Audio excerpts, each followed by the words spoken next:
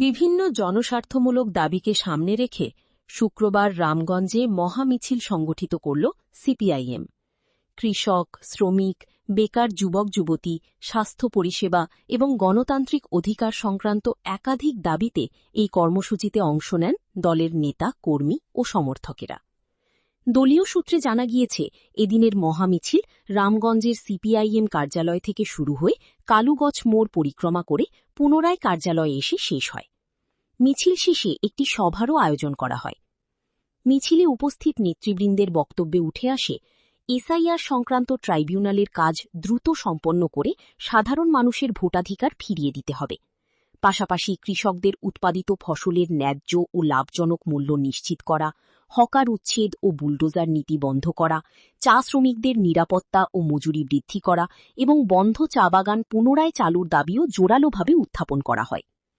এছাড়াও বেকার যুবকদের কর্মসংস্থানের ব্যবস্থা, রামগঞ্জ ব্লক প্রাথমিক স্বাস্থ্যকেন্দ্রে প্রসূতি বিভাগ চালু, স্বাস্থ্য পরিষেবার উন্নয়ন, রামগঞ্জ হাটের পরিকাঠামো উন্নয়ন ও রাস্তার পুনর্নির্মাণ এবং রামগঞ্জের রাষ্ট্রায়ত্ত ব্যাংকের শাখা স্থাপনের দাবিও মিছিল থেকে তুলে ধরা হয়।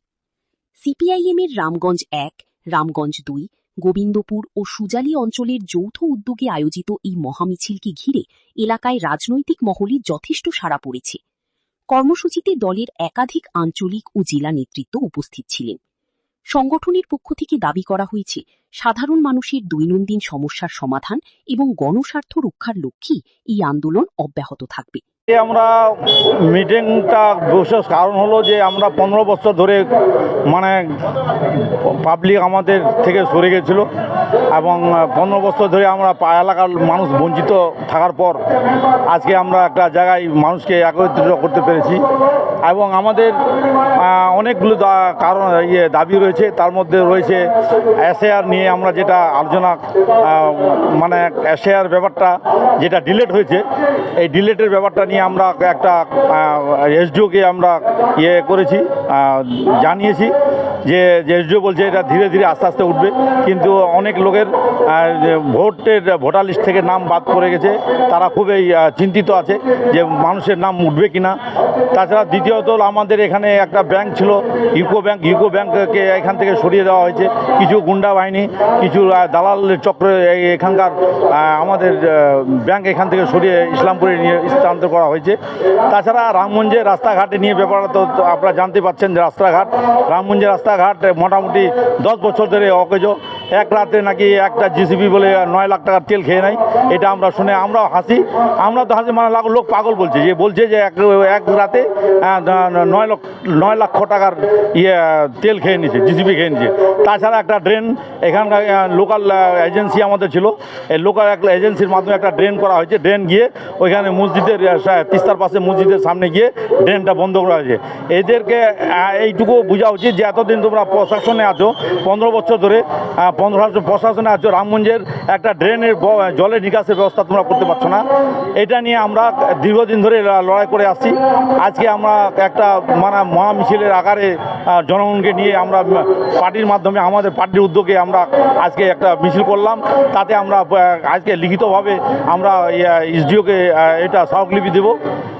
আমাদের 7-8টা দাবি আছে। কিছু দাবি আছে রামগঞ্জ সংক্রান্ত, কিছু দাবি আছে কেন্দ্রীয় দাবি। প্রথম কথা হচ্ছে যে এসআইআরের নাম করে বৈধ 27 লক্ষ ভোটারকে তার ভোটাধিকার কেড়ে নেওয়া হয়েছে। বিজেপি ক্ষমতায় আসবার আগেই এই 27 লক্ষ মানুষের ভোটাধিকার, গণতান্ত্রিক অধিকার কেড়ে নিয়েছে। আমাদের দাবি যে ট্রাইব্যুনাল যে তৈরি হয়েছে, 16 জন সম্ভবত জাজকে দায়িত্ব দেওয়া হয়েছে, এই ট্রাইব্যুনালের কাজ অবিলম্বে শুরু করতে হবে এবং অবিলম্বে শেষ করতে হবে।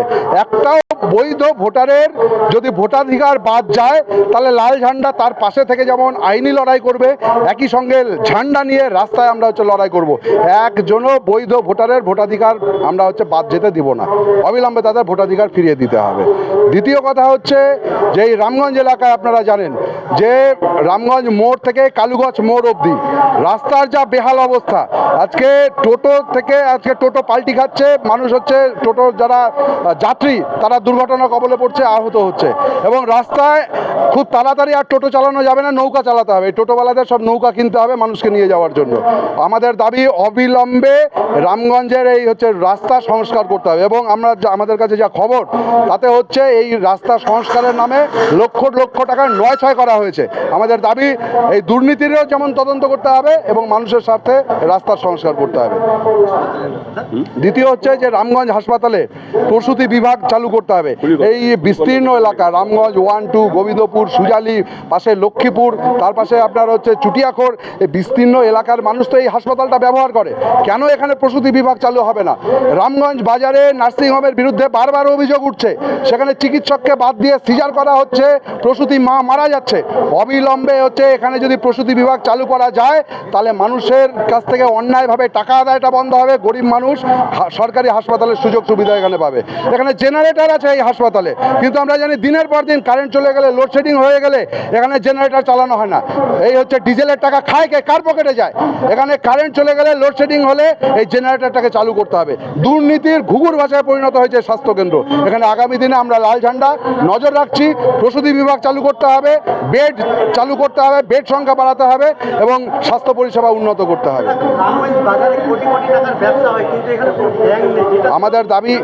আমাদের তো এই দাবিটা আছে। আমাদের যখন বামফ্রন্টের সরকার ছিল, সিপিআইএম এর সরকার ছিল, আপনারা জানেন যে রামগঞ্জ বাজারে একটা ইউকো ব্যাংকের একটা ব্রাঞ্চ এখানে ছিল, কিন্তু আজ দীর্ঘদিন যাবৎ রামগঞ্জে হচ্ছে সরকারি কোনো ব্যাংকের শাখা নেই। এখানে সাধারণ মানুষ এবং ব্যবসায়ী, এটা একটা ব্যবসার অন্যতম কেন্দ্র রামগঞ্জ। তাহলে এখানকার ব্যবসায়ীরা তাদেরকে ইসলামপুরে যেতে হচ্ছে। তাদের যে এখানে আপনার যে ছোট ছোট ব্যাংকের যে কিয়স্কগুলো রয়েছে সেখানে মোটা টাকা লেনদেন করা যায় না। এটা ব্যবসায়ীদের এখানে বিরাট সমস্যা। আমাদের দাবি যে অবিলম্বে রামগঞ্জে রাষ্ট্রায়ত্ত শাখার ব্যাংকের শাখা স্থাপন করতে হবে, এবং এই দাবিগুলো নিয়ে আমরা অবিলম্বে হচ্ছে মহকুমা শাসকের কাছে আমরা যাব। দাবি পূরণ না হলে লাল ঝান্ডার নেতৃত্বে রাস্তায় লড়াই চলবে, আন্দোলন চলবে। প্রশাসনিক ক্ষেত্রেও আমরা হচ্ছে আমাদের দাবিকে পৌঁছে দিব। আগামী দিনে জোরদার লড়াই আন্দোলন চলবে। হ্যাঁ, আর একটা কথা, আজকের এই মিছিলে আপনারা লক্ষ্য করেছেন যে এই সংলগ্ন এলাকা গোবিন্দপুর, সুজালি থেকে বহু মানুষ উপস্থিত হয়েছে। দীর্ঘদিন এখানে বন্দুকের নলের সামনে মানুষের হচ্ছে গণতান্ত্রিক অধিকার কেড়ে নেওয়া হয়েছিল। এখানে মানুষ আজকে স্বাধীনতার লড়াই করছে এবং মানুষ হচ্ছে সাহসে ভর করে আজকে লাল ঝান্ডা হচ্ছে হাতে তুলে নিয়েছে, লাল ঝান্ডা কাঁধে তুলে নিয়েছে। আগামী দিনে এই কাটমানি, সিন্ডিকেট, তোলাবাজি বন্ধ হবে। লাল ঝান্ডা নেতৃত্বে মানুষের গণতান্ত্রিক অধিকার এখানে প্রতিষ্ঠিত হবে। আমি গৌতম বর্মন, সিপিআইএম উত্তর দিনাজপুর জেলা কমিটির সদস্য।